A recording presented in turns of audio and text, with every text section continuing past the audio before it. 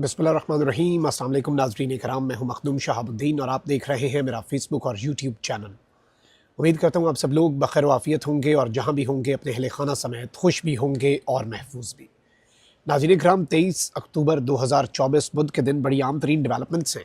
एक जानिब तो एक बहुत बड़ी खबर है और ये इनसाइड न्यूज़ है कि जस्टिस याह्या आफरीदी किस तरह से डट गए हैं और सिस्टम को पहला बड़ा सरप्राइज़ जस्टिस याह्या आफरीदी की तरफ से, जो कि नामज़द चीफ जस्टिस ऑफ पाकिस्तान है, उनकी तरफ से दिया गया है और हुकूमत को ये पहला बड़ा झटका है। हुकूमत जस्टिस याह्या आफरीदी से क्या एक्सपेक्ट कर रही थी और इस सब के अंदर जस्टिस मंसूर और जस्टिस मुनीब, इन दोनों ने तो सरप्राइज़ दिया ही दिया, लेकिन जस्टिस याह्या आफरीदी की तरफ से ये सरप्राइज़ हुकूमत एक्सपेक्ट नहीं कर रही थी। हुकूमत क्या सोच रही थी और उसके साथ क्या हुआ, इस हवाले से इंपॉर्टेंट डिटेल्स हैं। वहीं दूसरी जानिब जस्टिस मंसूर अली शाह ने भी एक बहुत बड़ा फैसला किया है और इस बड़े फैसले के बाद एक नया बहरान जो है वो सर उठाने जा रहा है और चीज़ें जो हैं वो इन द कमिंग डेज़ आप देखेंगे कि अदालतों के अंदर जो बहरान सर उठाएगा वो कंट्रोल करना मुश्किल होगा, क्योंकि उजलत में की गई ये आइनी तरमीम इस वक्त बहुत से लोगों के गले पड़ने वाली है। वहीं दूसरी जानिब अडयाला जेल से इमरान खान साहब के हवाले से कुछ इंतहाई तशवीशनाक ख़बरें हैं, कुछ मज़ीद डिटेल्स हैं जो आपके सामने रखनी है, तो वो भी आपके सामने रख देता हूँ, क्योंकि इस वक्त सिचुएशन जो है वो आप सब लोग समझ ही रहे हैं कि एक तरफ तो खान साहब जो है उनसे मुलाकातों पर पाबंदी आयद की गई है। क्यों की गई है ये हम सबको पता है और इमरान खान साहब की कोई डायरेक्शंस, कोई हुक्मनामा, कोई उनकी तरफ से डायरेक्टिव जो है वो आवाम तक ना पहुँच सके, पार्टी की मौजूदा लीडरशिप तक ना पहुँच सके, ये अल्टीमेट गोल है, ये अल्टीमेट ऑब्जेक्टिव है। अब यहाँ पर एक तरफ तो इमरान खान साहब की अहलिया बुशरा बीबी जो है उन्हें रिहाई मिल गई, लेकिन रिहाई के बावजूद आप ये देखें कि एक तरफ इस्लामाबाद हाई कोर्ट उन्हें रिहाई देती है, ज़मानत उनकी हो जाती है, मचल के जमा करवाने के लिए जाते हैं, रोबकार जारी करवाने के लिए, तो जज साहिबान जो हैं वो भी छुट्टी पर चले जाते हैं, जज साहब अर्जेंट निकल जाते हैं, ड्यूटी जज भी निकल जाता है और बुशरा बीबी की रिहाई जो है वो मामला तो लटक गया है। लेकिन इमरान खान साहब जो है उनके हवाले से कुछ चीज़ें हैं और कुछ इस वक्त आपको पता है कि हमारे मुल्क में जिस तरह से मामलात चल रहे हैं, हुकूमत एक कठपुतली हुकूमत है और जो निज़ाम है या डोरे हैं वो कोई और ही हिला रहा है और जो डोरे हिला रहे हैं उनके कुछ करीब लोग हैं और जो ये दावा करते हैं कि हम उनके नाम निहाद तर्जुमान भी हैं और जो मुक़्तदरा की तरफ से मैसेजिंग का काम भी करते हैं। उनमें 2-3 सहाफ़ी, 1-2 सियासतदान हैं और उनके बारे में मैं हमेशा ये कहता हूँ कि अपनी वर्थ उनकी कुछ ना भी हो। जैसे फैसल वाडा साहब हैं, उनकी अपनी वर्थ कोई नहीं है, पॉलिटिकल वर्थ अगर हम देखें,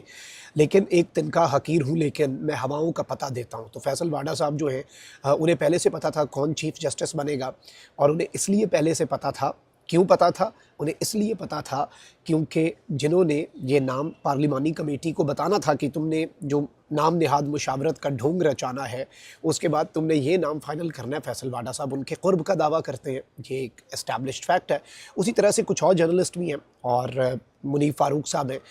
हसन अयूब साहब हैं,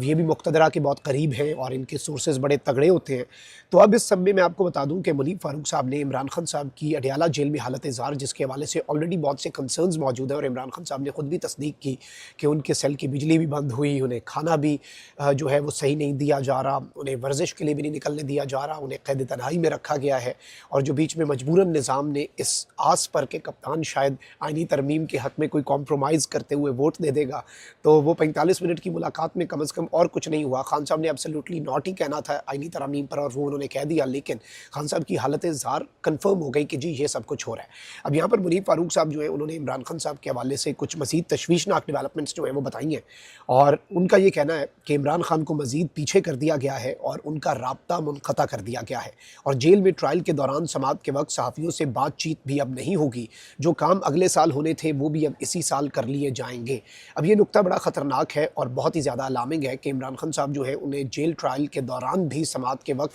सहाफ़ियों से बातचीत की अब इजाज़त नहीं होगी और जो इमरान खान साहब के ख़िलाफ़ काम अगले साल होने थे और जो उनके ख़िलाफ़ एक महाज़ अगले साल खुलना था और जो चीज़ें सिस्टम ने ये फ़ैसला किया हुआ था कि हम इस तरह से स्टेप वाइज आगे बढ़ेंगे और इमरान खान के ख़िलाफ़ ये काम हो जाएगा, तो ये कह रहे हैं कि जी अब उन कामों में तेज़ी आएगी और जैसे फ़ास्ट ट्रैक प्रोसेस होता है ना, उसी तरीके से इन चीज़ों को फ़ास्ट ट्रैक कर दिया जाएगा। तो बिलाशुबा ये एक कंसर्न की बात है और वो पाकिस्तान तहरीक इंसाफ जिसका अपने बानी चेयरमैन और अपने लीडर के साथ राब्ता मुनक़ता है और वो पाकिस्तान तहरीक इंसाफ जो कि इस वक्त मुतअद्दिद ऑप्शंस एक्सप्लोर कर रही है, मुख्तलिफ़ ऑप्शंस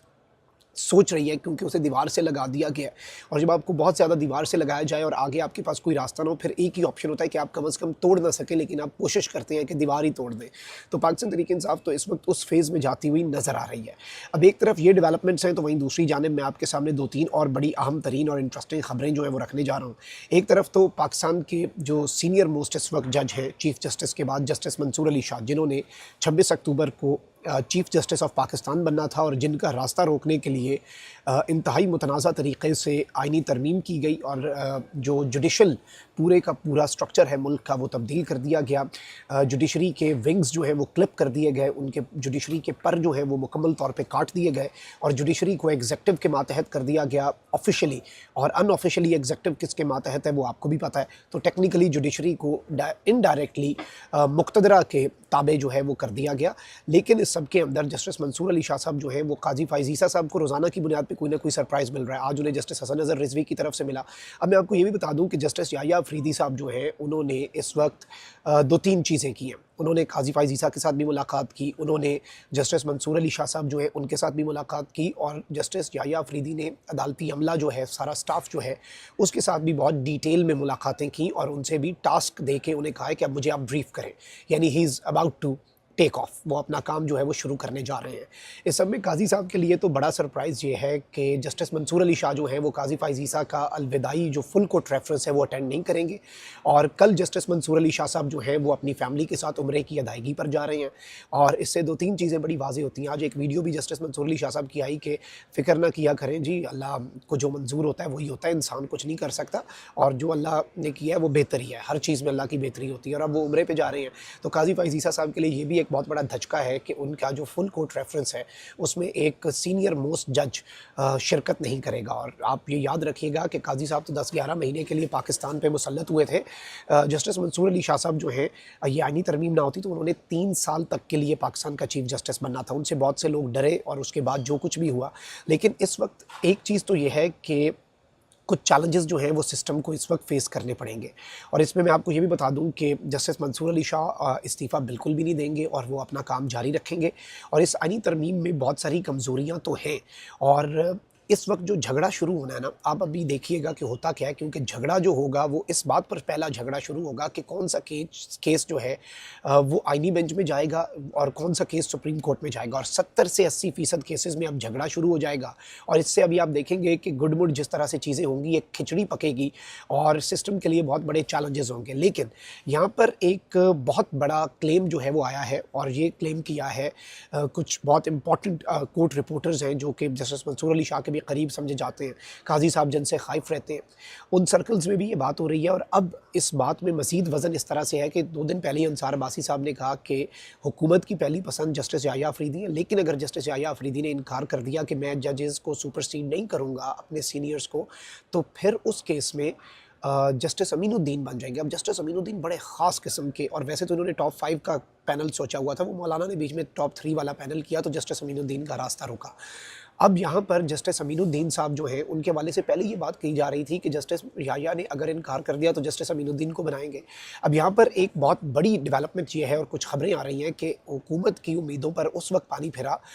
जब हुकूमत चूँकि वो चाहती थी कि जस्टिस याह्या अफरीदी ओहदा लेने से इनकार करे ताकि उसके बाद फिर उन्हें एक जवाज़ मिल जाए। मौलाना तो 3 का पैनल की बात कर रहे थे तो मौलाना भी खुश कि जी हमने तो टॉप 3 में से बनाया, लेकिन अब अगर उन्होंने इनकार कर दिया तो हम क्या करें। उसके बाद हुकूमत ये चाहती थी कि जस्टिस याह्या अफरीदी इनकार करें और जस्टिस अमीनुद्दीन को सुप्रीम कोर्ट का चीफ जस्टिस लगाएं। उधर अब आप ये देखें कि एक तरफ जस्टिस याह्या अफरीदी डटे और उन्होंने हुकूमत की इस उम्मीद पर कम से कम पानी फेरा है। जस्टिस याह्या अफरीदी साहब जो है he is 100 times better than justice Aminuddin, ये याद रखिएगा। वहीं दूसरी जानिब जस्टिस मंसूर अली शाह और जस्टिस मुनीब अख्तर भी डट गए हैं कि हम इस्तीफ़ा नहीं देंगे, हम आइन और कानून के मुताबिक दायरा कार में रहते हुए अपना काम जारी रखेंगे। तो ये चीज़ें जो हैं ये सिस्टम के लिए जो चीज़ें इकट्ठी होती जा रही हैं ना, और जो लावा एक साथ पक रहा है, आप अभी अंदाज़ा भी नहीं कर सकते जब वो उबलेगा तो फिर क्या होगा इनके साथ। तो नाजरीन आज के लिए इतना ही, मिलते हैं अगली वीडियो में। चैनल कर दें सब्सक्राइब, वीडियो कर दें लाइक। अल्लाह हाफ़िज़।